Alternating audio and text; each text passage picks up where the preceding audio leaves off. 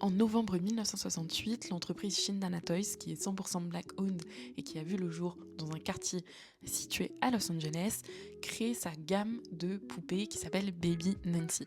Baby Nancy, c'est le premier modèle de poupée noire qui a vu le jour aux États-Unis et le succès est vraiment immédiat.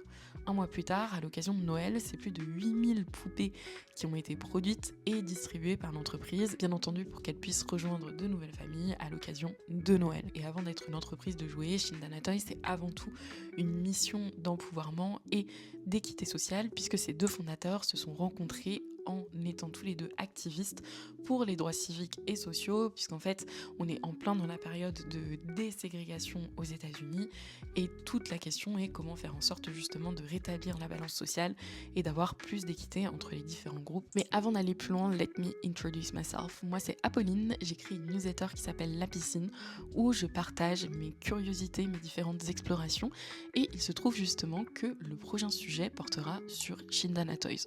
Donc je t'invite à aller faire un plouf sur lapiscine.substack.com si ça t'intéresse et sinon revenons à nos moutons marins. Shindana Toys, c'est une partie d'une holding qui s'appelle Bootstrap Movement que les deux fondateurs ont créé afin de pouvoir à la fois outiller, accompagner et aider à l'insertion de leur communauté, en l'occurrence les personnes qui habitent dans le quartier de Watts aux États-Unis. Et ce qui a d'autant plus marqué l'histoire, c'est que Watts, c'est avant tout un quartier où il y a eu une énorme rébellion les années précédant la création de Shindana Toys. Et lorsque les riverains et les riveraines se sont soulevés, c'était avant tout pour protester contre les inégalités sociales, les inégalités aussi de logement qu'il pouvait y avoir dans la région. Et une fois les révoltes passées, s'est posé la question de comment reconstruire le quartier, mais comment aussi faire en sorte d'empouvoirer les personnes qui y habitent. Pour les deux fondateurs, la réponse a semblé évidente et a résulté dans la création justement de Shindana Toys. Il faut savoir que 90% des employés de cette entreprise étaient justement des personnes de la communauté et des environs. Et les 10% restants étant des personnes